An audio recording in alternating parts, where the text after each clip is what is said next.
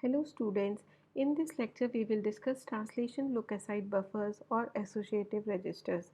In the previous lecture where we were discussing paging technique, we came to know that the page tables need to be in the main memory all the time.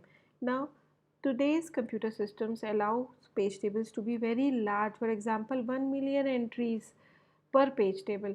There are multiple processes, each page table for each one page table for each process. Now we need to keep these page tables in the memory all the time during a process's execution for mapping the logical address issued by the processor to the physical memory. Now every address issued by the CPU needs to access main memory twice, once for the page table and once for the actual word. For example, if a main memory reference takes if a main memory access time is 100 nanoseconds, so page memory reference will take 200 nanoseconds, once for the page table and the other second time for the actual word. So this problem of accessing main memory twice is solved by using a special small fast lookup hardware cache called translation look-aside buffers or TLB associative registers. Now these associative registers are typically small in size, that is they contain from 32 to 1024 entries only. So accessing the page table time is reduced. So what happens, associative searching is used. यहाँ पे the page table जो TLBs है, they constitute of two entries, page number and the frame number, respective frame number. Now these page table or sorry TLBs contains fewer entries of page table.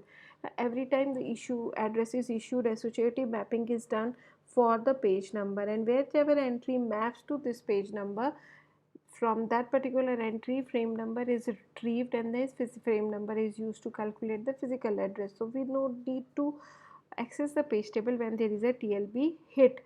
When hit TLB hit means whenever that particular page number is found in the TLB. If that particular page number is not there in TLBs, then the entire page table is referred for the respective page number. This phenomena is referred as TLB miss. When there is a TLB miss, we search the page table, find the page number entry, copy it into the TLB, read the respective frame number, and the physical address is calculated. So TLB hit में how much time it will take? Time to access the TLB plus time to access the main memory. But what happens when there is a TLB miss? First we search the TLB, so time taken to access the TLB. Then we search the page table. Now where is this page table? In the main memory. So we access the main memory and then we retrieve the frame number and then calculate the physical address. So main memory is accessed twice in TLB miss. So effective access time is hit ratio into TLB access time plus memory access time. The sum of these two values plus 1 minus hit ratio, and this is multiplied with the sum of TLB access time plus twice into memory access time, because once for the page table and the other time for the physical memory. Now few examples. Consider a paging system with a page table stored in main memory. If a memory reference takes 50 nanoseconds, how long does a page memory reference takes? Obviously 200 nanoseconds, because 50 nanoseconds for the page table and 50 nanoseconds for the actual word. Now if we add TLBs and 75% of all page table references are found in the TLBs, what is the effective memory reference time? Assuming that finding a page table entry in the TLB takes 2 nanoseconds. Now paging memory is accessed twice, so we have discussed it will take 200 nanoseconds. Hit ratio is 75%, so 0.75% it will be 2 plus 50, that is TLB time access time plus main memory access time, and 0.25 that is TLB miss. Here we will add the values, 2 for TLB, 50 for page table and 50 for memory access time. तो total हो गया 39 plus 25.5, that is 64.5 nanosecond is the effective access time for this example. The second example, if the references satisfied by the associative registers take 100 nanosecond and references through main memory page table takes 180 nanosecond, what must be the hit ratio to achieve effective access time of 125 nanoseconds? Let hit ratio be H. Now in this particular question, kindly read the instructions carefully. Here the statement is references satisfied by the associative registers. It is not saying ki the time taken by the associative registers is 100 nanosecond. It is saying when there is a cache hit, that is the references are satisfied by TLBs, then it takes 100 nanosecond, and when there is a miss, it takes 180 nanosecond to read the word. That means references through main memory page table takes 180 nanoseconds. So here total time is given that we were adding up in the previous question. Here it is given. So hit में कितना time लगेगा 100 nanosecond और miss में कितना लगेगा 180 nanosecond. तो 100 into h plus 180 into 1 minus h, it will come out at 68.75% as hit ratio. Kindly read the question carefully. The method is same, but here you need to take the values very carefully. Third question, slightly different. Assume that in a certain computer the virtual addresses are 64 bits long and the physical addresses are 48 bit long. That means the physical memory is 2 raised power 48 and the logical address space is 2 raised power 64. The memory is word addressable and the page size is 8 KB. The page size is 8 KB and the word size is 4 bytes. एक word 4 byte का है. The translation look aside buffer in the address translation path has 128 valid entries. That means out of the total page table entries, 128 entries are there in the TLB. At most, how many distinct virtual addresses can be translated without any TLB miss? अब आपको ये देखना है कि how many virtual addresses, distinct addresses can be translated without any TLB miss.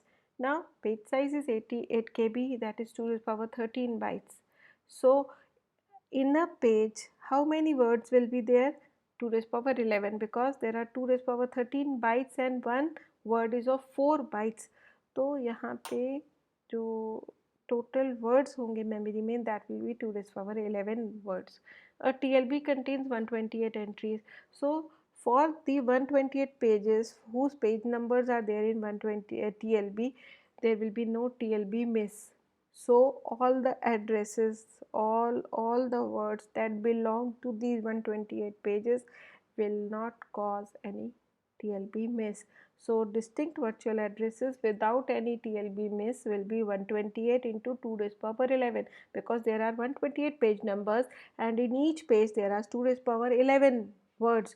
So total words that will not cause any TLB miss will be 2 raised to the power 18, that is 2 raised to the power 7 into 2 raised to the power 11, that is 2 raised to the power 18. Simple. Now the next question, consider a paging hardware with a TLB. It is same as the first example. Assume that the entire page table and all the pages are in physical memory. It takes 10 milliseconds to search the TLB and 80 milliseconds to access the physical memory. If the TLB hit ratio is 60%, the effective memory access time will be 60.6 into TLB access time plus memory access time, that is 780 plus 10, that is 90. So 0.6 into 90 plus 0.4 into 10 for TLB, 80 in the memory for page table and 80 for in the memory for the word. So total will be 54 plus 68, that is 122 milliseconds. Now in the last we will discuss various considerations of a page size, reasons for a large page size and reasons for a smaller page size. Different architectures may have different page sizes. The most common is 4 KB page size. Now what are the points in favor of a larger page size? Obviously the size of the page table is less. Larger the page size, smaller will be the number of pages. So the size of the page table will be also less. It will reduce the swap time to transfer page from the disk. As we have discussed in one of the lectures, the main constitute of the transfer time is the seek time and the latency time. So either you can transfer 10 bytes or you transfer 1000 bytes, the seek time and latency time will be same. So if you swap, generally it is the practice that we swap the entire blocks just to reduce the transfer time. So larger the page, lesser will be the time. It will obviously generate less page faults because more addresses will belong to one page. so it will generate less page faults. It is good for programs with short phases since they lower the cost during initial loading and phase transitions. Now reasons for smaller page size: less internal fragmentation, smaller the frame, smaller the pages, lesser will be the internal fragmentation. It will save memory space. It will be good for programs with long phases since we get extra working set in memory. So these are some points regarding the factors affecting the size of a page. Thank you.